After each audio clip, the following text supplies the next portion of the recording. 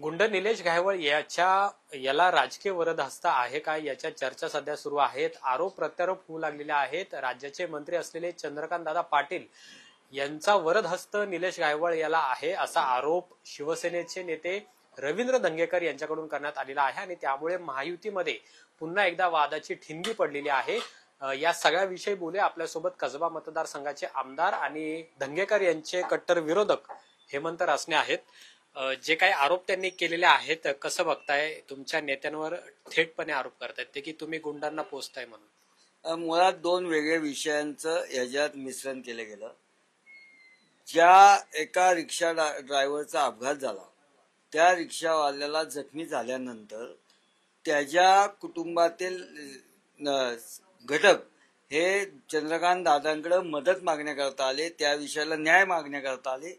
त्याकरता त्यांनी पोलीस प्रशासनाला फोन केला आणि त्या ह्याच्यात त्यांनी पहिला शब्द तो वापरला. त्याच्यानंतर सविस्तर माहिती मागितली.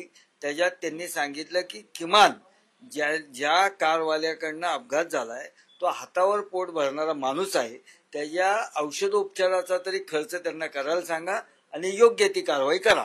हा विषय झाल्यानंतर जे सर्वसामान्य नागरिक आज हातावर पोट असणारे हे लोकप्रतिनिधींकडे जातात आणि त्यांना त्यांच्याकडनं न्याय मिळण्याची अपेक्षा असते, त्यांना न्याय देण्याचा प्रयत्न केला. दुसरा जो विषय आहे निलेश घायवळ ह्या गुंडाचा, त्या ठिकाणी शासनाने कडक निर्देश दिलेले आहेत. आता पुण्यातील ज्या गुन्हेगारांच्या संदर्भात पोलीस प्रशासनाला सक्त आदेश आहेत आणि पोलीस प्रशासन ह्या सगळ्या गुन्हेगारांचं पूर्ण पद्धतीने उच्चाटन करण्याच्या पद्धतीने काम करत आहे. जर आपण बघितलं तर गेली 15-20 दिवसात पोलिसांची कारवाई त्या नुसत्या गुन्हेगारांना पकडण्यापर्यंत नाही, त्यांचे असणारे अड्डे असतील, त्यांच्या असणारी शक्तीस्थळं असतील, ते सगळं उद्ध्वस्त करणे, गायवाची सगळ्यांची बँक खाती गोठवणं असेल, त्यांची कार्यालय सील करणं असेल, ह्या सगळ्या कारवाया जर वरदहस्त असता तर अशा पद्धतीच्या कारवाया झाल्या नसत्या. या पोलिसांनी आज सगळ्यांचा गुन्हेगारांचा बिमोड करायचा ठरवला आणि तो शासनाच्या निर्देशानुसार चालू आहे. यामुळे राजकीय आरोप करणारे ह्या आरोपाला काही तथ्य नाही आणि चंद्रकांत दादांचा याच्यात कुठलाही हात नाही हे सांगण्याकरता मी आपल्याला समोर आलेलो आहे. पण याआधी सुद्धा त्यांनी असे गुन्हे केलेले आहेत. इतके गंभीर गुन्हे दाखल असताना सुद्धा त्याला पासपोर्ट कसा मिळाला, तो विदेशात कसा काय गेला, असे अनेक प्रश्न उपस्थित होत आहेत. आणि त्यामुळे आता या गोळीबारानंतर जी काही कारवाई पुणे पोलिसांकडून केली जाते ते उशिरा सुचलेलं शहाणपण आहे असं सुद्धा म्हटलं जाते. इतके वर्ष तो कोथरूड भागामध्ये, पुणे शहरामध्ये दहशत माजवत होता, नागरिकांना वेठीस धरत होता, खंडणी मागण्याचे प्रकार घडत होते, तेव्हा पोलिसांनी कारवाई केली नाही. आणि याच दरम्यान त्या भागातले जे आमदार आहेत चंद्रकांत दादा पाटील यांचा त्याला वरदहस्त होता असं म्हटलं जाते. नाही, मुळात हे गुन्हेगार केव्हापासून गुन्हेगारीमध्ये आहेत हे आपण तपासलं पाहिजे. त्यांचं ट्रॅक रेकॉर्ड बघितलं पाहिजे. गेली 15, 20, 25 वर्ष हे गुन्हेगार आहेत. ज्या वेळेस त्यांनी गुन्हा केला त्यावेळेस प्रशासनाने त्यांच्यावर योग्य ती कारवाई केली. कारवाई करण्याच्या ज्या त्या वेळेच्या पद्धती असतात त्या पद्धतीनुसार केली. आज त्यांच्याकडनं गुन्हा घडल्यानंतर आज त्यांना बिमोड करण्याचं काम या देवाभाऊ फडणवीसांच्या सरकारमध्ये केलं जाते आणि पोलीस प्रशासनात कुठलाही हस्तक्षेप न होता त्यांच्यावर कडक कारवाई केली जात आहे.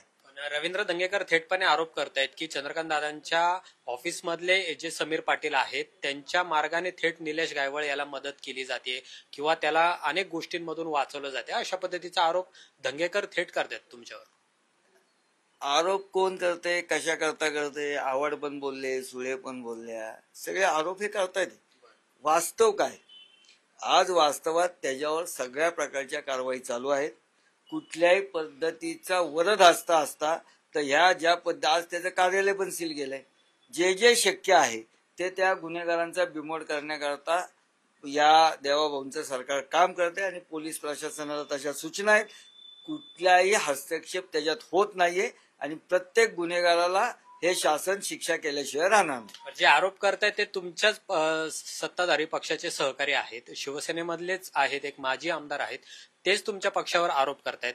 सहकार्य सत्तेमध्ये सहभागी असताना अशा पद्धतीने आरोप म्हणजे गृहमंत्र्यांवर त्यांनी आरोप केलेले आहेत. नाही, या विषयात आमचे जे वरिष्ठ आहेत ते त्याची योग्य त्या पद्धतीने शहानिशा करतील. त्यांच्याकडनं ज्या पद्धतीचे आदेश आम्हाला येतील त्या पद्धतीने आम्ही पुढील वेळेस त्या पद्धतीने आम्ही त्याच्यावर कारवाई करतो. पण युतीत मिठाचा खडा टाकण्याचं काम केलं जात नाही का दंगेकरांकडून? आता ते वरिष्ठ ठरवतील ना. तुम्ही स्थानिक आमदार आहात इथले. मी या मतदारसंघाचा स्थानिक आमदार आहे. मी स्वच्छ सुंदर विकसित करायचं ठरवलंय. माझा अजेंडा क्लिअर आहे. मी सगळं स्वच्छ करणार आहे. इथं कुठल्याही प्रकारची घाण राहणार नाही ह्याची मी पूर्ण काळजी घेणार आहे. पण महायुतीमध्ये असे प्रकार घडतायत ना, अस्वच्छ होते ना तुमची महायुती तुम्ही जी म्हणताय पुण्यातली. नाही, त्याचा मी एक आमदार आहे.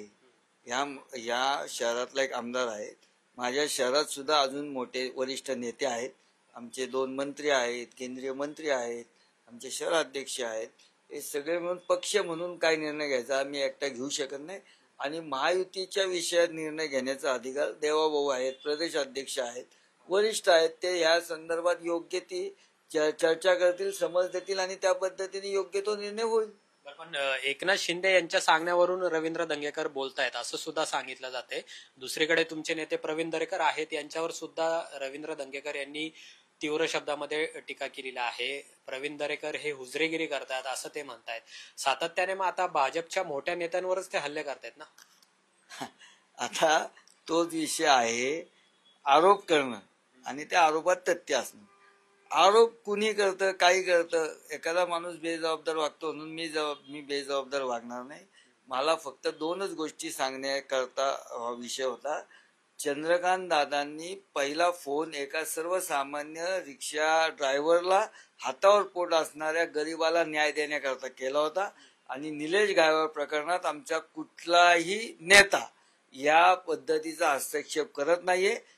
प्रशासनाच्या माध्यमातून सगळी गुन्हेगारीचा बिमोड करण्याचा संकल्प आम्ही केलेला आहे आणि ती गुन्हेगारी आम्ही मोडून काढणार आहोत. एकनाथ शिंदेंनी रवींद्र दंगेकर यांना समज द्यावी.